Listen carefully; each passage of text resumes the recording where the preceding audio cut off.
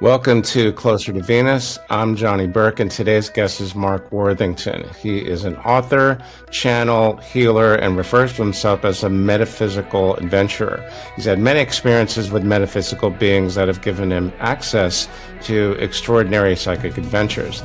In this episode, we'll discuss how understanding universal truths and mastering the metaphysical realms while you're in the 3D can assist you to take your life to a whole new level.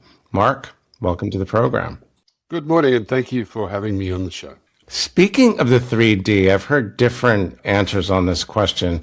Is that the third dimension or is that third density? I just call it third dimension, which is where we are. We're in a universe full of what I understand to be 12 different dimensions, and we're living on this planet. We're in the third, although that is shifting, as we know, but that's where we've been for thousands of years, in a dimension, because everything's just a frequency. So we're just in a third dimensional frequency. What you're saying is it's a third dimension, it's not the third density, because I've heard different people say different things. Does it really matter? I don't think it's something I've ever put my mind to too much, but I think there are other denser places in the universe than the Earth, but we're third dimensional based on the fact that there are 12 dimensions. But that doesn't stop you and I from actually becoming a part of the higher dimensions while we're here. And in fact, your soul is of higher dimensions. So you're actually a dual being. You're a physical being with a physical body in a physical world, which is the third dimensional aspects of you. But you're also a light being with a soul that could be from anywhere from 0 to the 12th dimension. So you've actually got this dual capacity within you, and that's one of the things that I've written about is if people choose to, they can actually access the higher light being aspects of themselves. You can take your physicality as well to a higher frequency. So while you're living here, you can actually become a more advanced being by virtue of merging your metaphysical and your physical aspects with awareness. You're always merged, but if you want to do the work, you can take yourself to that higher psychic ability. The fifth dimension is non-physical, isn't it? Yeah, it's just when we're in the third dimension, the next dimension is the fourth dimension, which is non-physical. That's where ghosts and things tend to hang out. And when you sleep at night and you dream, your consciousness goes to that fourth dimension. The fifth dimension is beyond that. It's when unconditional love starts to kick into our awareness. And there's a bit of a myth that we're all moving into the fifth dimension. We're not. We're actually moving into higher dimensions, but I could move into the 12th dimension, or you could move into the 12th dimension, and the person next to me might be in the fifth, but it's a kind of a rudimentary way that a lot of psychics have described where we're actually moving, when in fact, if you do the work, or if you increase your frequency, you will go to your natural vibration, which could be much higher than the fifth dimension. But the fifth dimension is what a lot of people write about as the Earth moving into a more of a loving space. How did you find yourself on this path of being a metaphysical adventurer? Well, I'd always been really interested in the metaphysical, but in 2000 I think it was 14, I was just laying in my bedroom, and the next thing I know, I had the massive angel in front of me, wing-tipped angel, it was Archangel Michael standing in front of me. And around that time, I also had this experience where I was just sitting in my lounge room late at night one night, and all of a sudden, every electrical device, every light in the house, and I was alone, just all started going off, blinking, TVs going off, and there was this amazing sensation around me that I felt in love and positive in that moment. Should it have scared me? Well, I think a lot of people would have been. But I was like, wow, this is beautiful. And I could feel beings around me. And after that, I just started to have all these metaphysical, psychic experiences. A whole lot of abilities I didn't know I had started to appear. I started to be able to see spirits. I started to be able to feel them. And I'm not someone who hears them much, but I can intuitively hear them in my own head. So it just all exploded around me. And then I've had literally probably 500 major psychic experiences. It started with an angel. It started with Archangel Michael standing in front of me with his wings right out. I didn't invite this. It came to me. apparently it was time. We all have these awakenings, and it's different for everybody. You might have a totally different experience to me. Very few people have the same experiences. Archangel Michael, what specifically did he look like? He went all the way to the ceiling. He had big wings. They were green and yellow, and it was slightly hazy because it was light. As you'd imagine, I think what the universe gives you is what your mind is able to cope with and what it thinks it should see. So here I'm looking at an angel, and it's exactly what I would picture as an angel with the wings out and everything. You would have probably a different experience because you'd have your own perception of what an angel looks like. It's not going to scare you. It's going to give you what your mind can cope with. And that's what I was obviously given. So did he identify himself, or you just knew that was him? How did you figure that out? No, I didn't know who or what it was. I just was confused. Then I rang a friend of mine who's actually a psychic, and she confirmed it was him. But then in subsequent channels, probably 2 years later, he confirmed it was him to me and told me why he'd come to see me, because he said my life was approaching a massive crossroads, he called it, and that he was there to show me that I was being supported by the metaphysical realms. Interestingly, only a few months later, my wife decided she was going to leave me. So there was the crossroad. So I think he was preparing me for what we see as the future, which for them is not the future, because they already know what's coming. We are hearing quite a few people talk about angel sightings or angel experiences. So at that point, spirits started coming to you, you sensing them. So how exactly do you interact with these spirits?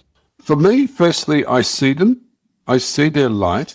I may hear their voice, but that's quite rare for me. I feel them more than anything. If a spirit's in the room, my whole body will tingle and I know they're there. But what I do is just tune into them and say, what would you have me know? Why are you here? What are you here to show me?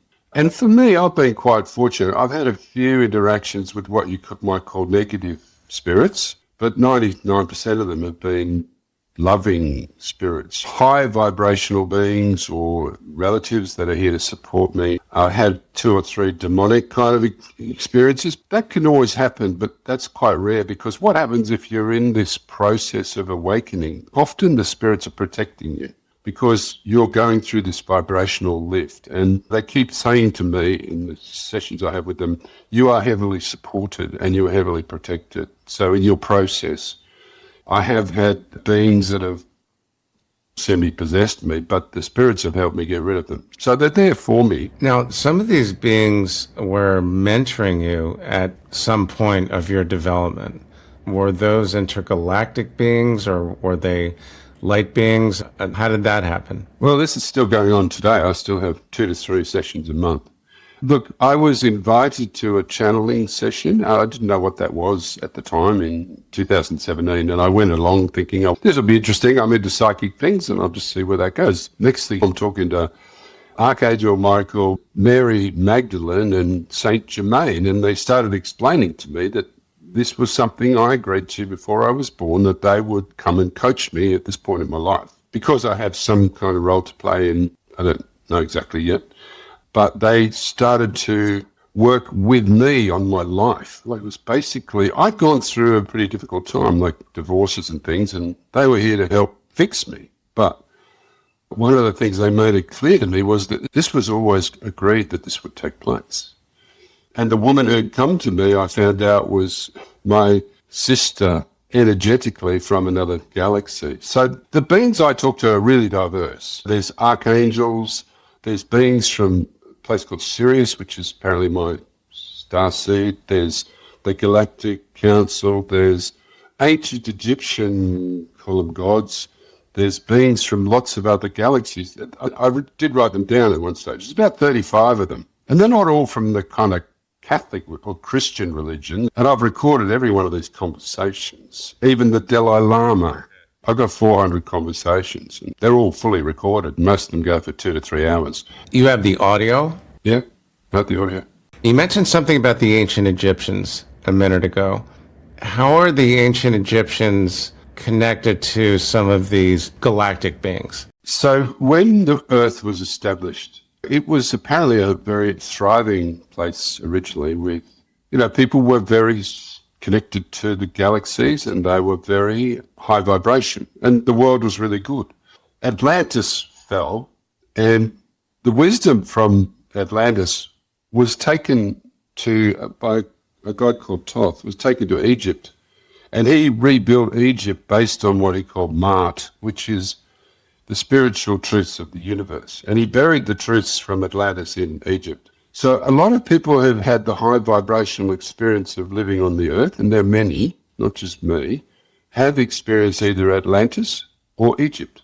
And they have memories of these incredible times when life was lived in those higher dimensions upon the earth. The earth's actually gone backwards over the last 5,000 years. So our civilization has gone backwards. Our understanding of spiritual concepts, our understanding of how to live from love, it's largely lost. Most people, the earth went into a sort of a darkness. I think it was the death of some of the ancient Egyptian pharaohs, Osiris being the main one, that tipped the world into this negative energy of ego. And it's only now we're coming out of that spiritual hierarchy of going, that's it, right? This was always arranged to be, but we've had thousands of years of people living from ego and illusion. And now those who choose to can step back into the higher realms that existed back then. A lot of people who have had that experience being in those higher vibrational lives, and most of us have had past lives, then we're being encouraged now, we're being sent back to Earth and encouraged to remember. What was it like here when the world was in a high vibrational state? And people, like I know that I was one of those people, and I've been sent back to Egypt to experience that. Your past life memories, do you have them of these ancient civilizations like ancient Egypt, Atlantis, maybe even Lemuria, which I think is supposed to be even older? Yes, I do. I've been through about 100, at least 100 past lives, with the help of my angelic beings that I talk to, also some very high vibrational earth humans who are able to access those past lives with me and for me. There's no point in doing that unless you get the lessons from those past lives, and then you see the karma involved in those past lives. And then if you can get 100% understanding of what you're supposed to learn from those past life experiences, then you can release the karma from those past lives. What I found was that many of the problems I had in this life, most of them I'd had as a series of past lives. Just about everything bad that happened in this life was something that I was repeating. And I've had 1,000 past lives, I'm told. One of the things that my soul wanted me to help it do in this life was actually remove a lot of these really negative soul patterns so that my energy could lift and therefore I could attract in a better life. A lot of us don't realize that a lot of the negativity we might experience in life is really hard to avoid, unless you play safe. Those karmic experiences, they're here to play out. And every time you die, you go back to, call it heaven, but it's not really heaven, it's the place of your heritage. And then when you come back down, your karmic field, your energy field around you, that's probably 5 meters wide, that's like a big pattern of all your past karma.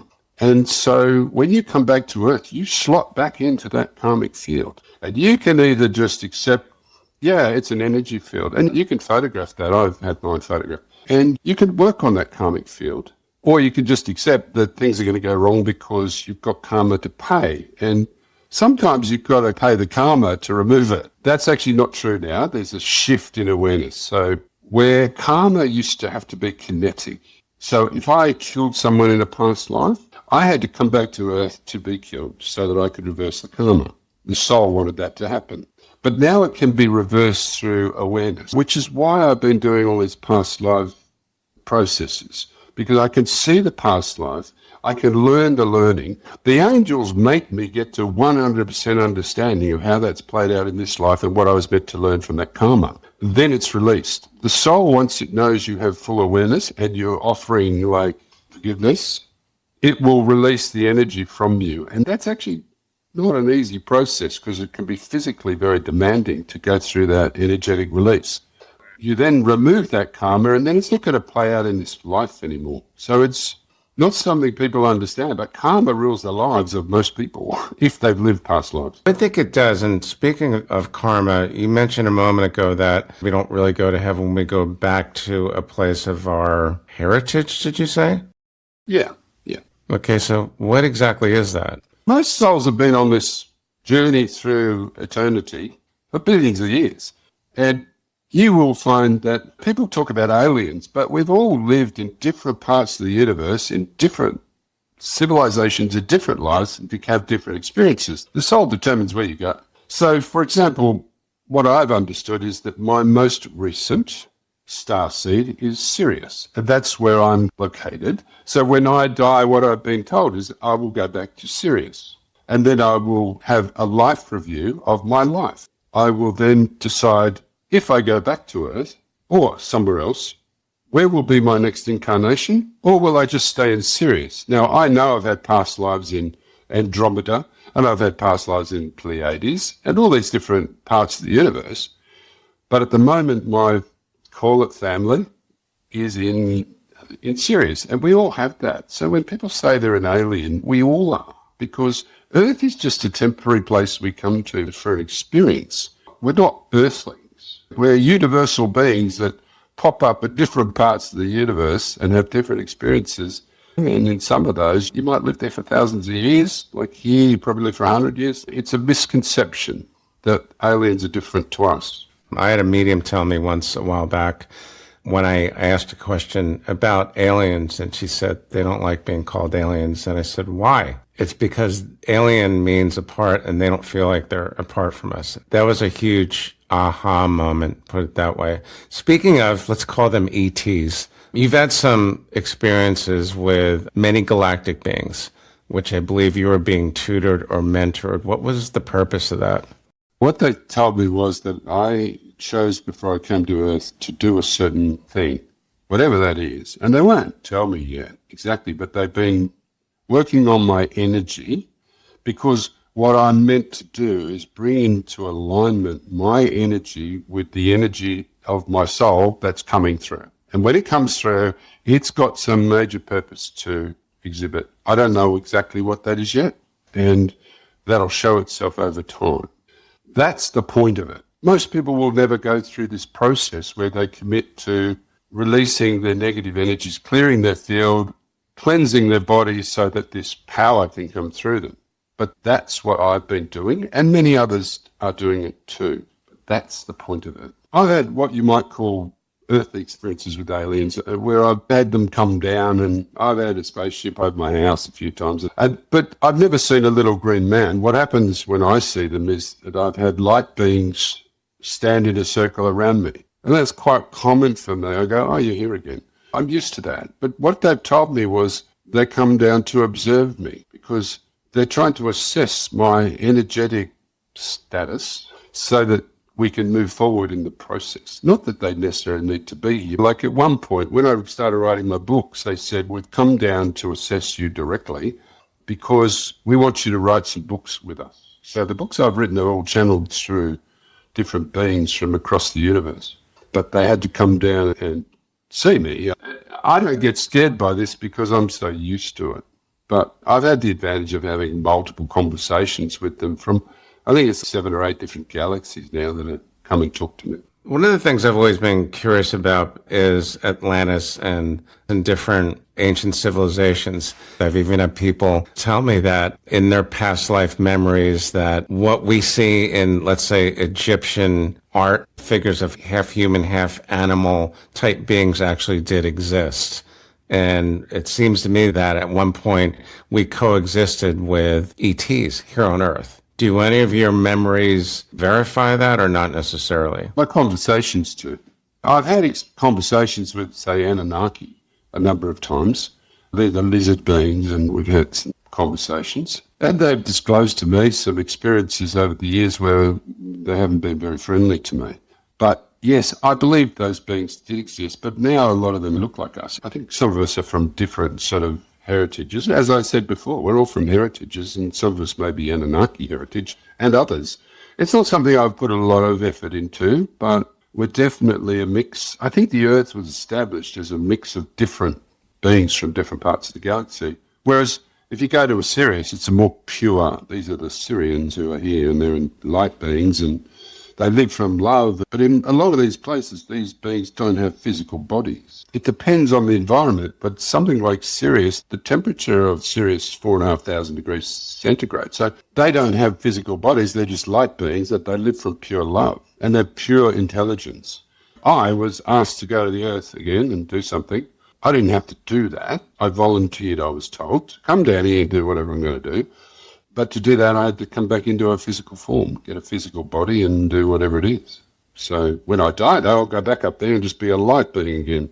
Is there a reason that we are hearing more about Atlantis? Because I hear about that a lot these days. That and disclosure, what's the connection there? Is it because eventually we're all going to come to accept the fact that 5, 10, or 20,000 years ago, we actually coexisted with these beings? They helped us. I think what's happening is that a lot of the beings that were here in those ancient times are coming back. They're being reborn around the Earth. And these are the ones with the ancient memories of living from love. And they say Atlantis is arising. A lot of the higher vibrational beings from Atlantis and Egypt are coming back to try and help the Earth move to a higher vibration, because the Earth itself, the physical planet, is moving to a higher vibration. Therefore, it needs human beings to change the way we live on its surface. And so these people are coming back with the higher vibrations to help with that process in different ways. And we've all got different roles to play there. And these people have been seeded around the planet. And most of them apparently are invisible. We don't know who they are yet, but they're going to step into leadership positions over time. They don't know who they are yet. Most of them don't. Some of them do. Some of them, like me, do, but most of them will find out eventually when they have their awakening. Or they may already had their awakening and they're starting to move into that understanding. I put this under the big heading of truth. The one thing that my whole process has shown me with all these conversations, I was sent to different parts of the world where I'd had previous lives to rebalance karma. It's all about me understanding my truth, because only in truth can you drop into your full energetic awareness and become the energy that you're meant to be. You can't do that in illusion. So I've had to face so much junk. Like, this is not an easy path. I wouldn't recommend it to anyone who wants to try and find their energetic, high vibrational being on this planet. It's not an easy path to take, because you've got to face a lot of karma and a lot of junk. But this is what's going on. These high vibrational beings, and you could be one, we're coming back here. The fact that you have such an interest in the metaphysical probably means I had this fascination with the metaphysical. Why? Because ultimately I was going to work with the metaphysical. So a lot of these aliens and that we talk about, they are making contact with us. And this is what they tell me.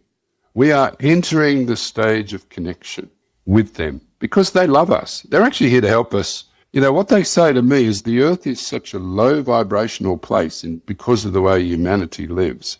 That vibration goes out into the universe and it's affecting the whole universe.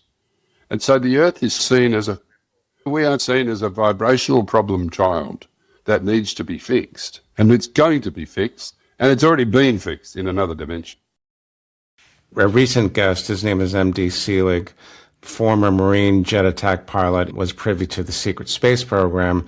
One of the things he told me, which I've never heard anywhere else, is some of the ETs are almost envy of us, because even though they were more advanced in many ways, we are able to love, whereas some of these ETs do not have any emotions.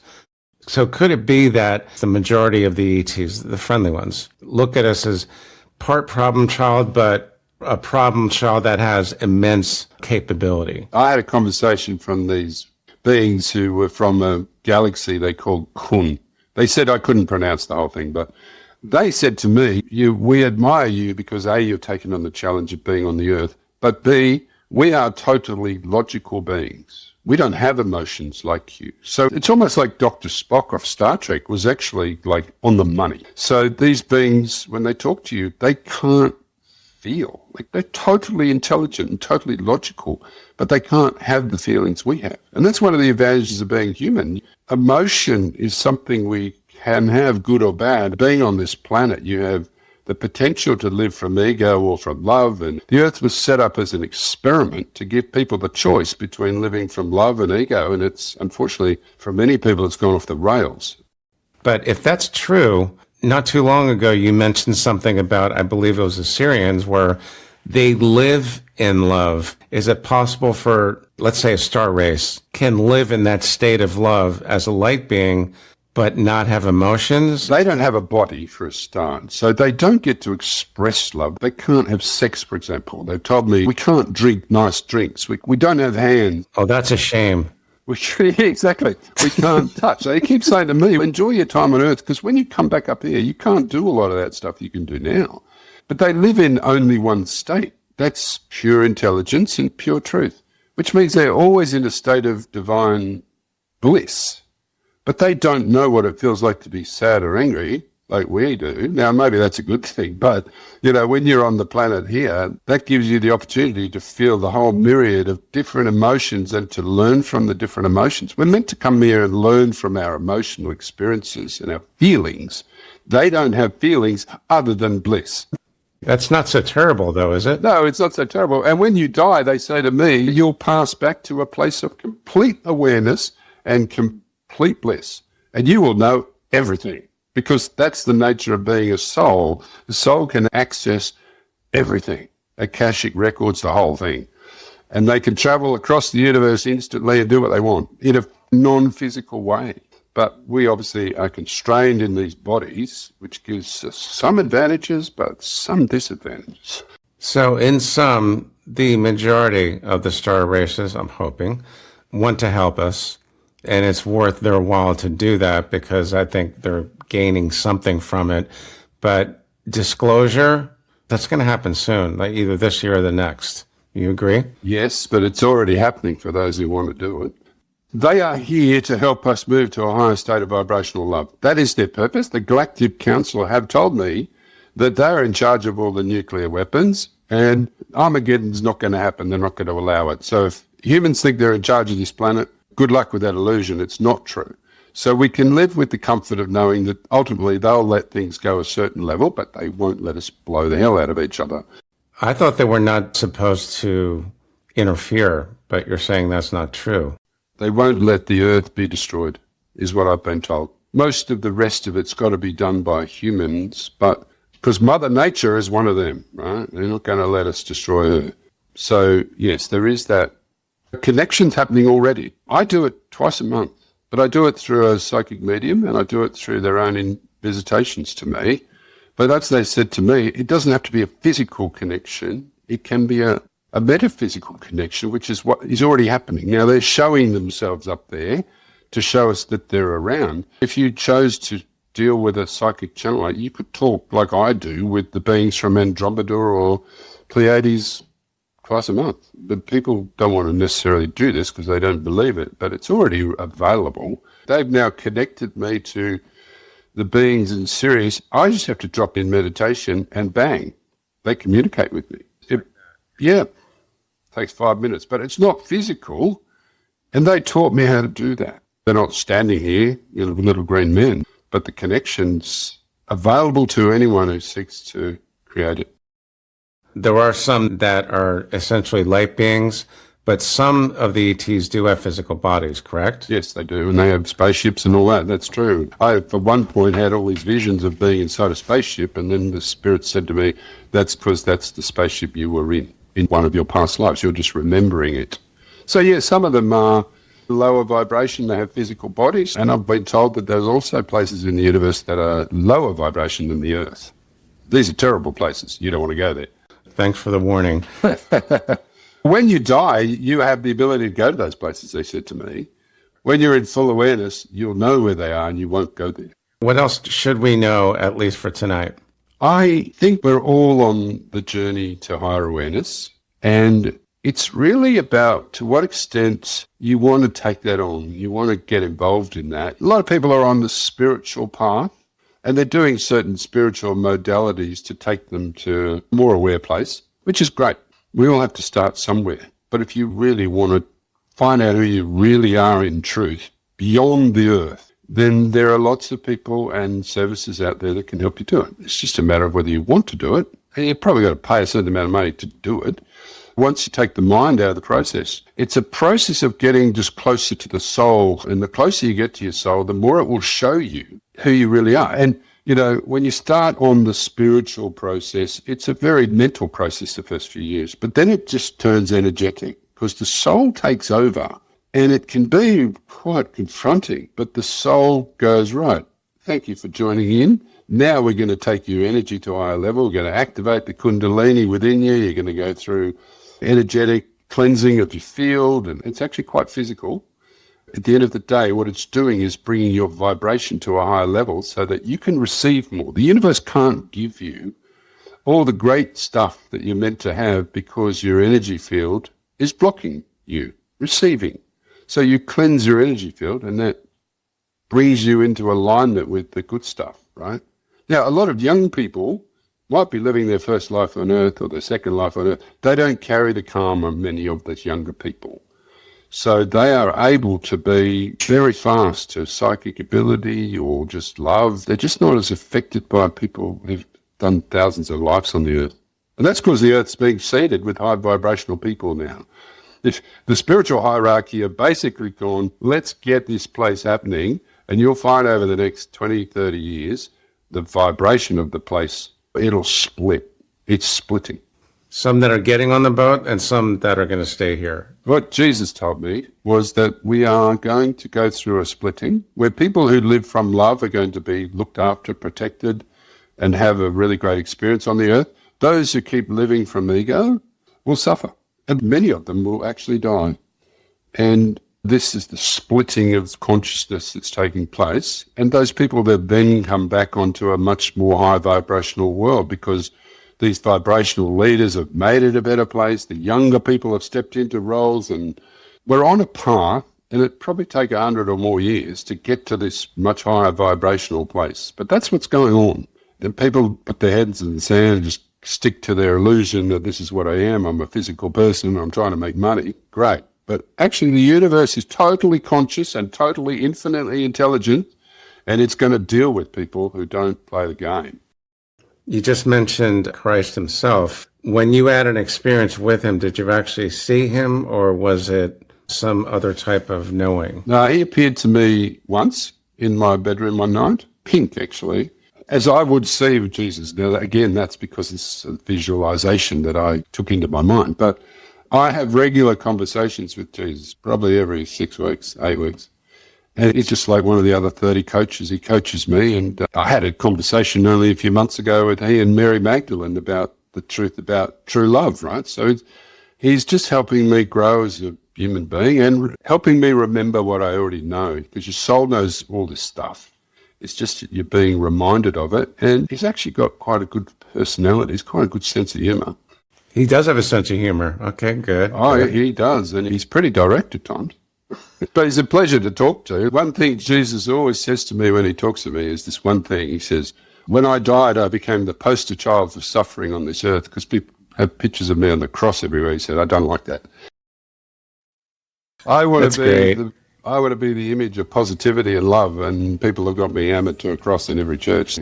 That's incredible. I hope that some of us get a chance to have this type of conversations. Mark, thanks again for joining us tonight. Very cool stuff. In the meantime, how can our listeners find you online? The best way is probably just to go to my website, mark-worthington.com.